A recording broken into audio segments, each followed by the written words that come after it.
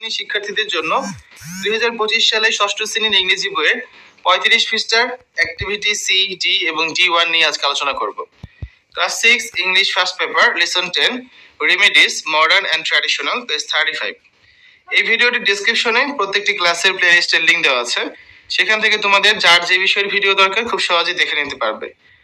35 পৃষ্ঠার প্রথমেই রয়েছে একটি জোড়ায় কাজ, work in pairs, complete the following expressions with words from the box. অর্থাৎ এই বক্স থেকে শব্দ দিয়ে নিচের অভিব্যক্তিগুলো পূর্ণ করতে হবে। বক্সে মোট 5টা শব্দ আছে, বোতল, বক্স, ক্যান, প্যাকেজ, টিউব। আর এখানে মোট 5টা খালি ঘর আছে, ঠিক আছে। তারপরে হচ্ছে now write down some sentences using this phrases. লেখা হয়ে গেলে এই শব্দগুচ্ছ ব্যবহার করে কিছু বাক্য লিখতে হবে। তো আসলে আমরা অ্যান্সার দেখি। অ্যাক্টিভিটি সি এর answer number 1, A tube of ointment, ঠিক আছে, মানে এক টিউব মলম। এ বোতল অফ অ্যাসপিরিন, এক বোতল aspirin. A package of bandage, এক bundle Patti. A can of foot spray, এক can foot spray. A box of tissue, এক বাক্স টিস্যু পেপার, ঠিক আছে। এই গেল আমাদের শূন্যস্থান পূরণ। এবার হচ্ছে আমরা কিছু সেন্টেন্স তৈরি করব। Number 1, I know you are in need of a tube of ointment. অর্থাৎ কি বলা হচ্ছে, আমি জানি তোমার এক টিউব মলম লাগবে বা দরকার। শি উইল পারচেজ এ বোতল অফ অ্যাসপিরিন, সে এক বোতল অ্যাসপিরিন কিনবে। Number 3, you have lost a package of bandages, তুমি এক বাক্স পট্টি হারিয়েছো। Number 4, he wanted a can of foot spray, সে এক ক্যান ফুট স্প্রে চেয়েছিল। Number 5, they need a box of tissue paper, তাদের এক বাক্স টিস্যু পেপার দরকার, ঠিক আছে। তারপরে আসো পরের activity D number, read the dialogue and practice in pairs. এই সংলাপটি পড়ো এবং যুগ্মভাবে অনুশীলন করো। তো ফার্মাসিস্ট বলছেন, good morning, can I help you? সুপ্রভাত, আমি কি আপনাকে সাহায্য করতে পারি? তখন মিস্টার আরমান বলছে, do you have anything for dry skin, যে আপনার কাছে শুষ্ক ত্বকের জন্য কোনো কিছু আছে কি? তখন ফার্মাসিস্ট বলছে, well you may try this new body lotion, যে হ্যাঁ আপনি হচ্ছে এই নতুন বডি লোশনটি ব্যবহার করে দেখতে পারেন, ইটস গুড, এটা ভালো। Or you can try this brand or olive oil, অথবা আপনি এই ব্র্যান্ডের জলপাই তেল ব্যবহার করতে পারেন। Olive oil is also good for dry skin, শুষ্ক ত্বকের জন্য জলপাই তেলও ভালো। তখন মিস্টার আরমান বলছে, well I think I will take the lotion, আচ্ছা আমি মনে করি আমার লোশনটি নেওয়া উচিত। হাউ মাচ ইজ ইট, এটার দাম কত, ঠিক আছে। অ্যাক্টিভিটি দিতে হচ্ছে আমরা এই অ্যান্সারটাকেই আবার তোমাদের সামনে উপস্থাপন করছি, আর একটু বড় করে লিখে পুরোটা কমপ্লিট করে দিয়ে। Suppose I am Arman and my partner is a pharmacist, তো যেহেতু জোড়াই কাজ, ধরলাম আমি হচ্ছে আরমান এবং আমার সাথী মানে আমার যে ফ্রেন্ড সে হচ্ছে একজন ফার্মাসিস্ট। তো here is the dialogue between myself and my partner. Pharmacist আমাকে বলছে, good morning, can I help you? সুপ্রভাত, আমি কি আপনাকে সাহায্য করতে পারি? তখন আরমান মানে আমি বলছি, do you have anything for dry skin, শুষ্ক ত্বকের জন্য আপনার কাছে কি কিছু আছে? তখন ফার্মাসিস্ট বলছে, well you may try this new body lotion, it's good, olive oil is also good for dry skin. হ্যাঁ আপনি এই নতুন বডি লোশনটি ব্যবহার করে দেখতে পারেন, এটা ভালো, শুষ্ক ত্বকের জন্য জলপাই তেলও ভালো। তখন আমি বললাম, মানে আরমান বলছে, well I think I will take the lotion, how much is it? বেশ, আমার মনে হয় আমার লোশনটা নেওয়া উচিত বা আমি লোশনটা নিতে পারি, তো এটার দাম কত?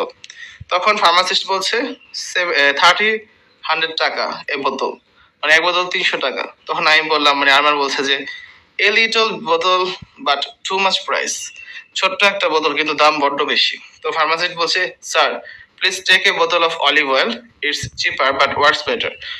স্যার তাহলে আপনি অনুগ্রহ করে এক বোতল জলপাই তেল নিন, এটা দামে সস্তা কিন্তু ভালো কাজ করে। It's natural and not harmful to your skin, এটা প্রাকৃতিক এবং আপনার ত্বকের জন্য ক্ষতিকর নয়। তখন আরমান বলছে, oh yes, how much is it? ও হ্যাঁ, এর দাম কত টাকা? তো ফার্মাসিস্ট বলছে, টাকা 225 এ বোতল, হ্যাঁ এক বোতল 225 টাকা। তো আরমান বলছে, not so cheaper but it is natural, খুব একটা সস্তা না তবে এটা প্রাকৃতিক। প্লিজ গিভ মি এ বোতল অফ অলিভ অয়েল, অনুগ্রহ করে আমাকে এক বোতল জলপাই তেলই দিন। তো ফার্মাসিস্ট বলছে, হেয়ার ইট ইজ, এই যে নিন, ঠিক আছে। তো আমরা অ্যাক্টিভিটি ডি এর সমাধান করলাম। পরে অ্যাক্টিভিটিতে যাই আমরা। D1, ওয়ার্ক ইন পেয়ার্স, জোড়ায় কাজ করো। Read the following situations and then make short conversations for each situation using can, could, may, should etcetera where necessary. যুগ্মভাবে কাজটি করো, মানে জোড়ায় জোড়ায় নিচের পরিস্থিতিগুলো পড়ো এবং এরপর প্রত্যেক পরিস্থিতির জন্য প্রয়োজন অনুসারে ক্যান, কুড, মে, শুড ইত্যাদি ব্যবহার করে সংক্ষিপ্ত সংলাপ তৈরি করো। তো এখানে মোট 4টা পরিস্থিতি দেওয়া আছে, প্রতিটার জন্য হচ্ছে আমরা এখন সংলাপগুলো তৈরি করব, ঠিক আছে। চলো একটা একটা করে শুরু করা যাক। Number 1, you want your teeth to be strong, ask for a good toothpaste. Your partner will suggest or offer one.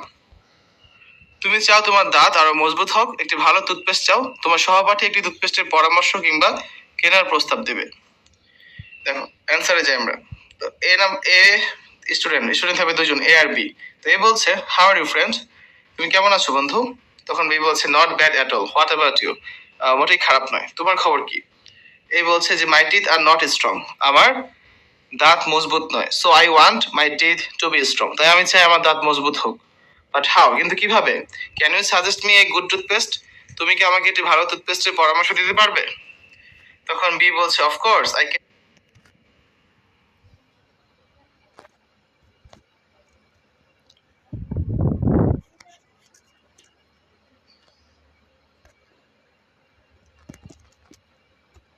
I want my teeth to be strong, তাই আমি চাই আমার দাঁত মজবুত হোক।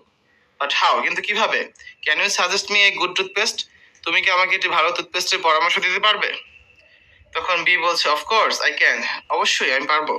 You should use Mediplus, তোমার মেডি plus ব্যবহার করা উচিত। ইট মেক্স টিথ স্ট্রং, এটা দাঁতকে মজবুত করে তোলে। It helps stop gum bleeding and decay of any type, যে এটা হচ্ছে মাড়ির রক্তক্ষরণ বন্ধ করতে এবং যে কোনো ধরনের ক্ষয়রোধ করতে সাহায্য করে। তখন এ বলছে থ্যাংক ইউ, ধন্যবাদ। তো বি বলছে ওয়েলকাম। শেষ প্রথমটা। Number 2, decide first what you want to buy and ask for it. Your partner does not have what you have want but she or he has something similar. অর্থাৎ তুমি কি কিনতে চাও তা চাও ও জিজ্ঞেস করতে চাও, তা আগে স্থির করো বা ঠিক করো। তুমি যা চাও তোমার পার্টনার মানে সহপাঠীর সেটা নেই, তবে তার অনুরূপ কিছু আছে, ঠিক আছে? তো অ্যান্সারটা দেখি। এ বলছে friend where are you going, বন্ধু তুমি কোথায় যাচ্ছ? তো বি বলছে Farmgate, and you? Farmgate যাচ্ছি, আর তুমি? তখন এ বলছে যে বাংলা বাজার। বাট হোয়াই, বি জিজ্ঞেস করলো কিন্তু কেন? তখন এ বলছে I want to buy a copy of lecture guide for class 6, আমি ষষ্ঠ শ্রেণীর জন্য এক কপি লেকচার গাইড কিনতে চাই। তখন বি বলছে but I have bought A copy of prime guide for class 6, আমি ক্লাস ভুল আসছে এখানে, ধন্যবাদ, আমি ভুলে ডবল এস দিয়েছি। অর্থাৎ আমি হচ্ছে প্রাইম কোম্পানি ষষ্ঠ শ্রেণীর গাইড কিনেছি। তোমরা এখানে বানজি লেখো, অনুপম লেখো, জুপিটার লেখো, যাই লেখো, কোনো সমস্যা নেই, জাস্ট বোঝানোর জন্য এখানে নামগুলো ব্যবহার করা হয়েছে।